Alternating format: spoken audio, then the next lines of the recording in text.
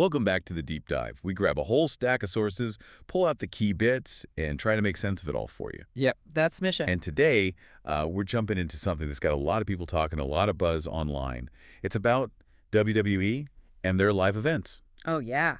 Record gates, packed arenas, everywhere you look, they're announcing these massive numbers. It's pretty incredible, right? Yeah. Seems like they can't not break a record these days. A really strong period for them, live event-wise. Absolutely. I mean, purely from a business standpoint, you can't argue with the figures. They're consistently reporting huge attendance, huge revenue, shows the brand is strong, the fans are passionate.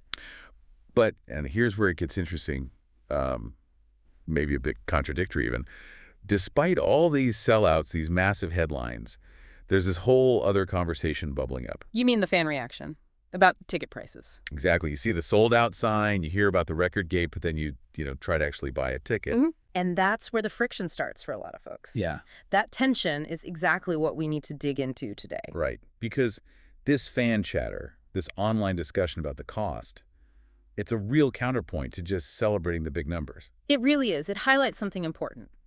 Selling out doesn't automatically mean everyone's thrilled about the price tag, and you hear people talking about, well, how things used to be. That nostalgia factor, maybe. Remembering potentially more affordable times. Could be part of it, for sure. So, okay, our mission here is to unpack the thinking behind these prices. We want to look at why ticket yields, we'll explain that, are such a big deal for TKO. You know, the company that owns WWE and UFC now. Yeah, and how their approach now is, well, pretty different from the past. And crucially, what it all means for you, the fan, thinking about going to a show down the line. And a lot of the insight here, the actual strategy, comes straight from the horse's mouth, so to speak, from TKO's COO, Mark Shapiro. He spoke at a Goldman Sachs conference recently. Ah, okay, so we've got some direct quotes and thinking from the top. Exactly. He laid out their game plan pretty clearly. All right, let's tackle this paradox then. On the one hand, WWE is just a monster right now, globally.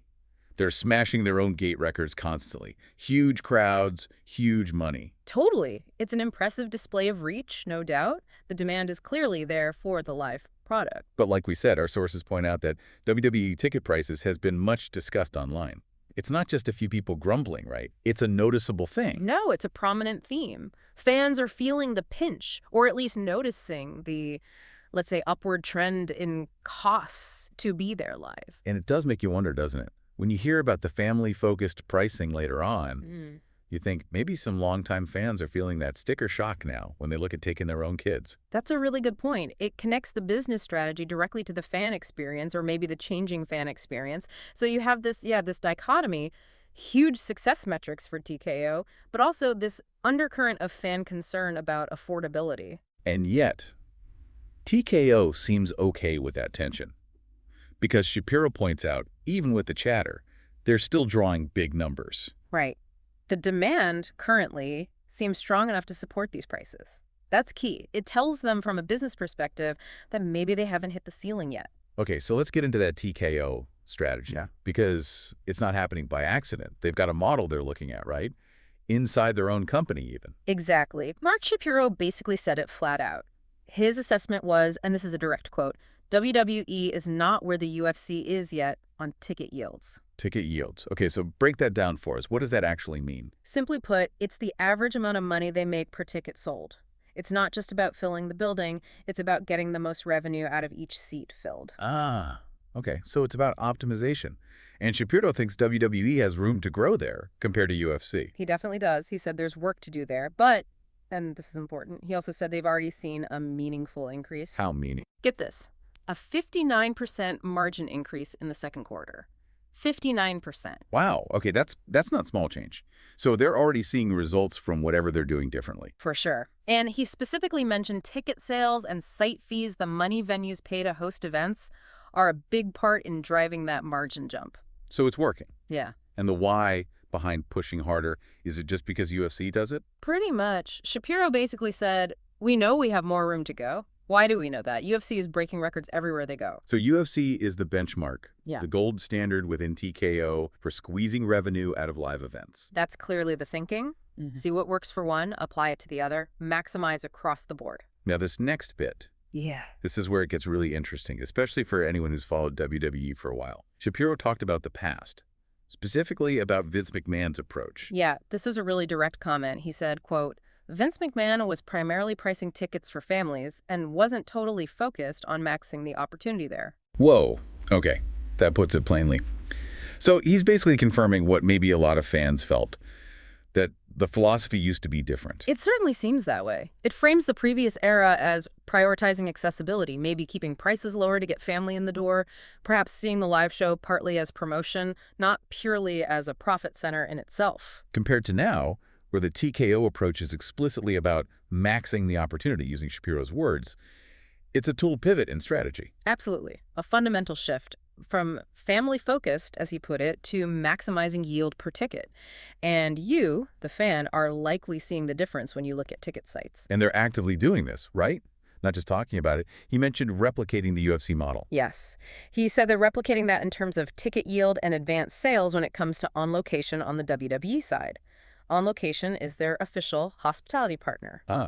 So premium packages, maybe dynamic pricing, controlling how tickets are sold, Yeah. that kind of UFC approach. Exactly that playbook, applying it directly to WWE. And apparently, according to Shapiro, it's really working out well, which again connects back to why prices might feel higher. It's a deliberate and successful strategy from their point of view. Let's stick with UFC as the model for a second. Did Shapiro give concrete examples of why they see it as so successful? He did. He brought up UFC 319, said it set a record at the United Center in Chicago. A record, like for any event ever held there. The highest grossing event in the history of the United Center, according to him. That's a massive claim for a legendary venue. Okay, yeah, that's a serious proof point. That shows what kind of revenue is possible when you, well, max the opportunity. Precisely. And the knock-on effect, Chicago apparently really wants another big UFC event soon. That kind of demand, that willingness from a market to pay premium prices, that's the goal for WWE events too. But wait, didn't he also acknowledge that WWE runs way more shows, more stadium events too? Yeah. It's not quite the same scarcity model as UFC. He did acknowledge that. WWE does run more events than the UFC and run more stadium events. That's true. So how does the strategy translate then, if you don't have that same built-in scarcity? Well, interestingly, Shapiro seems to see the volume not as a problem, but as the reason there's even more potential. More opportunity. Exactly. More events, more stadium shows. That just means more chances to apply this optimized pricing strategy, to roll out the UFC revenue model across a much bigger scale, more bites at the apple, so to speak. Huh. Okay. So the volume is actually part of the upside in their view. Did he mention anything else related to events? Like any specific future plans? Briefly, he apparently commented on WrestlePalooza and his hopes for the event, just as part of the broader discussion on their event strategy. No major details given in our source, but it shows their thinking across the board. Gotcha. So let's try and tie this all together for you, the listener. What's the bottom line here? The bottom line seems to be those higher ticket prices you might be noticing, and all the talk about them online, it's not random. It's very much part of a deliberate strategy. A strategy to boost those ticket yields, taking lessons directly from the UFC playbook. And it means moving away from what Shapiro called the family-focused pricing of the Vince McMahon era. Right. It's a conscious shift towards maxing the opportunity on every seat sold, which, you can see from their perspective, it's working in terms of revenue. But it definitely impacts how accessible these live shows feel for a lot of people. It raises questions about who can afford to go regularly. It does. It forces you as a fan to kind of reassess the value proposition, maybe. How much is that live experience worth to you now compared to maybe what it cost before or compared to watching at home? And it makes you think, how do you experience this shift? Are you someone feeling priced out, maybe looking back a bit wistfully at older ticket prices? Yeah. Or do you see the bigger spectacle, the record-breaking nature of it all, and feel the current price is justified? It's a real change in the landscape for attending live WWE.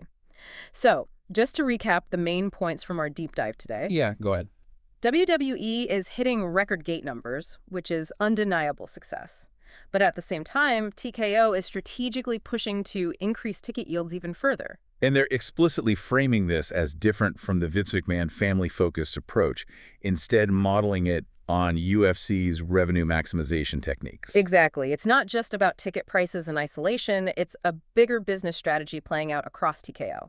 They're taking a model that works for UFC and applying it systemically to WWE's larger event schedule. Leveraging that huge fan demand to get the maximum possible revenue. Right. Which brings us to our final thought, something for you to consider. As WWE keeps